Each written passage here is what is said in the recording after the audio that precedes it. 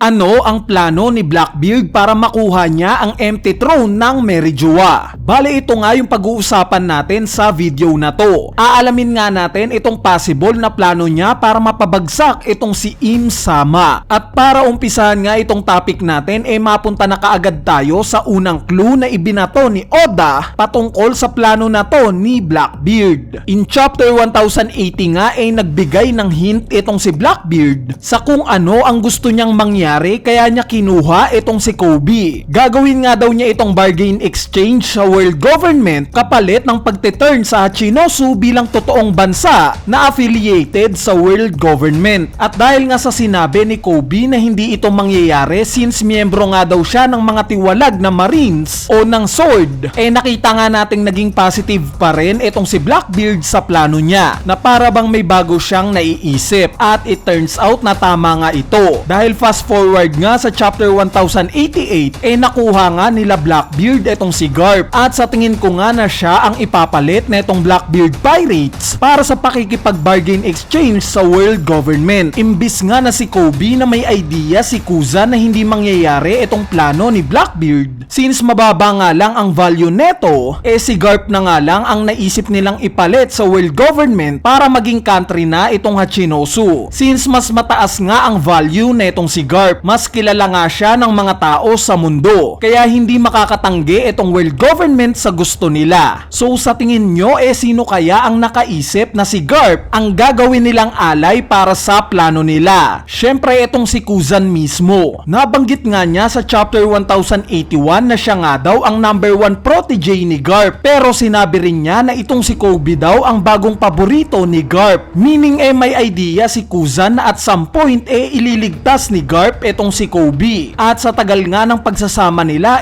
alam niya na impulsive mag-isip itong si Garp, kaya naman na-predict niya na talagang pupunta itong si Garp sa Hachinosu, which is nangyari nga. Pumunta nga si Garp at natalo nila, kaya naman hindi nga ako naniniwalang patay na si Garp, bagkus siya lang ang iaalay ni Blackbeard para matupad itong plano niya na gawing country at affiliate sa world government itong Hachinosu. Ngayon ang magiging tanong ano ba ang point kung bakit gustong maging affiliate ni Blackbeard itong Hachinosu sa world government? Bali simple lang, para nga magkaroon siya ng access sa Merijoa nang walang kahirap-hirap. Dahil alam naman nating lahat yung patungkol sa reverie, di ba? Every 4 years nga itong ginaganap, at lahat nga ng hari sa mundo na affiliate sa world government pumupunta sa pagtitipon na to. So ito nga yung point ni Blackbeard, kaya niya gustong maidikit itong Hachinosu sa world government para magkaroon siya ng access sa Merijoa. Kumbaga simple step lang ito para sa mas bigger plan niya, similar sa lagi niyang ginagawa. For example, sumali siya sa Whitebeard Pirate. Ito nga yung simple step niya. Pero ang mas bigger plan nga niya dito yung kuhain ang Yami Yami no Mi. Nung time naman na nagsolo na siya, ang simple step naman niya na gusto niyang iparating sa atin,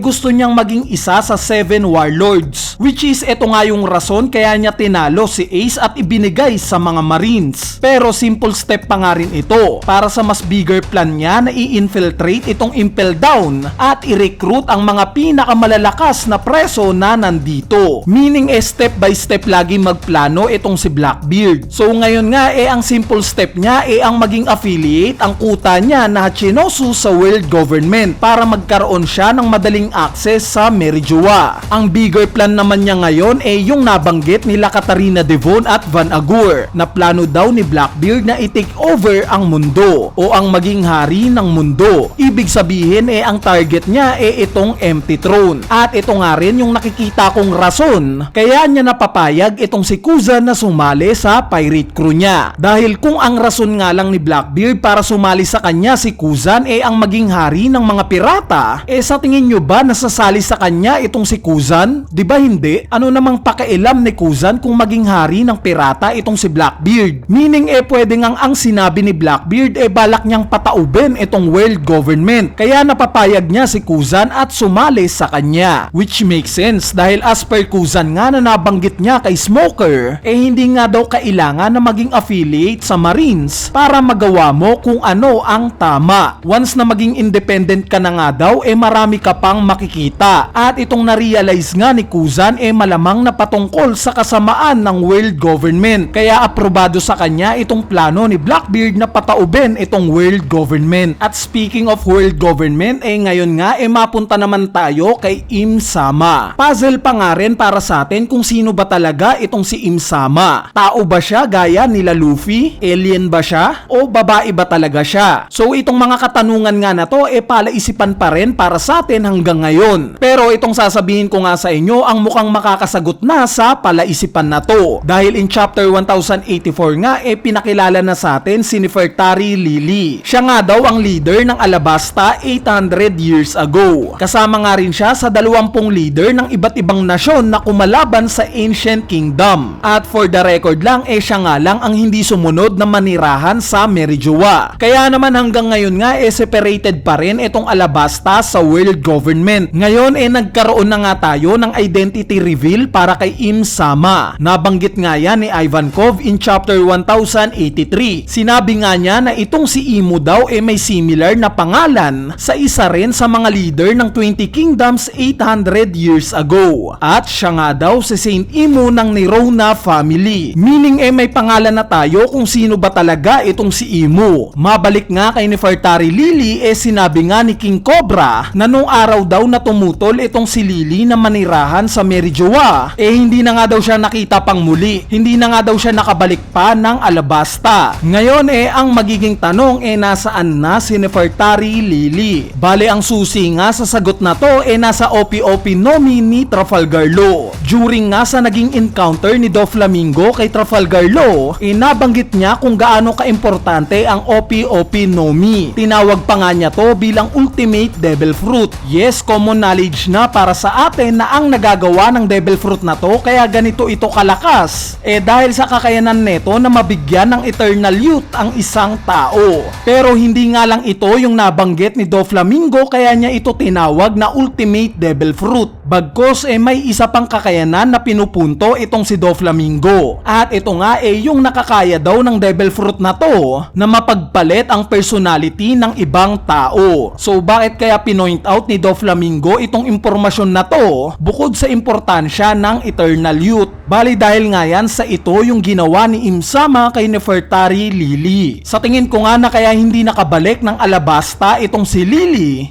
dahil sa kinuha yung katawan niya ni Im Sama. Kumbaga pinagpalit yung personality nila. At kung itatanong nyo nga kung nasaan ang totoong katawan ni Im Sama malamang na nakalagay ito sa secret chamber ng Pangaea Castle. Nakita na rin naman natin na merong nakatago dito. At ito nga yung giant straw hat. So ano pa ba ang ebidensya natin na ito nga yung nangyari kila Lili at Imu? Nagpalit sila ng katawan. So bukod nga sa magkahawig yung silhouette nila, yung isa pang ang clue nakalagay sa pangalan ni Nefertari Lili. Dahil in Japanese Gorowashi nga yung pangalang Lili na kapag binigkas in Japanese as Riri, makukuha natin yung number 661. At coincidentally nga na sa chapter 661, ito lang yung kaisa-isang chapter kung saan ginamit ni Trafalgar Law itong personality transplant technique niya. Pinagpalit nga niya yung personality ng ibang Straw Hat members. Si Nami nga napunta sa katawan ni Frankie. Si Chopper naman napunta sa katawan ni Sanji. Itong si Frankie naman sa katawan ni Chopper. At itong si Sanji naman napunta sa katawan ni Nami. At coincidentally nga rin na nakita natin sa chapter na to na nagyayelo itong Straw Hat ni Luffy na similar sa nakita nating giant Straw Hat sa secret chamber na nagyayelo rin. So possible na pinagpalit nga itong personality nila Imu at Lili. Kumbaga nagkapalit sila ng katawan.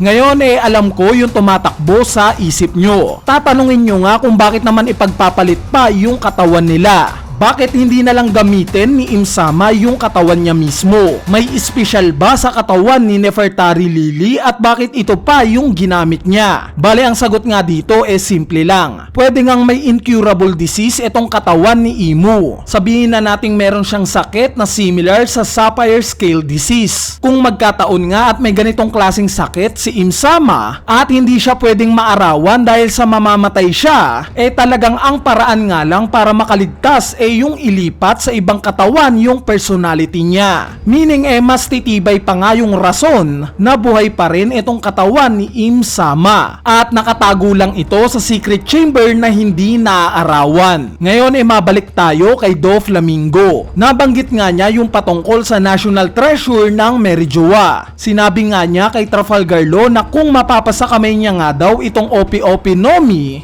magagamit niya nga daw yung national treasure ng Merijoa at magiging makapangyarihan daw siya. So what if itong tinutukoy ni Doflamingo na treasure yung mismong katawan ni Im Sama? Sinasabi nga niya na magiging makapangyarihan daw siya dahil sa pwede niyang ilipat yung personality ni Im Sama pabalik sa totoong katawan neto. Ito rin kaya yung rason kung bakit inatake ni Blackbeard si Trafalgar Law sa Winner Island? May idea kaya siya patungkol sa Opi-Opi Nomi? Dahil kung iisipin nga natin ang lahat nga ng galaw ngayon ni Blackbeard konektado sa pagkiklaim niya sa empty throne. Itong pagkuha niya kay Charlotte Pudding na pwede niyang gamitin ang devil fruit neto sa Gorosei o kay Im Sama mismo para magkaroon siya ng knowledge patungkol sa Void Century. Itong pag-acquire ni Katarina Devon ng appearance ni Saturn para ma-infiltrate niya ng madali itong loob ng Pangaea Castle or possibly na pasukin itong secret chamber. At itong pagkuha niya kay Kobe na nag-lead sa paglulure niya kay Garp para naman ipalit ito sa pagiging country ng Hachinosu at mabilis niyang ma-access itong Merijoa. Lahat nga ng ito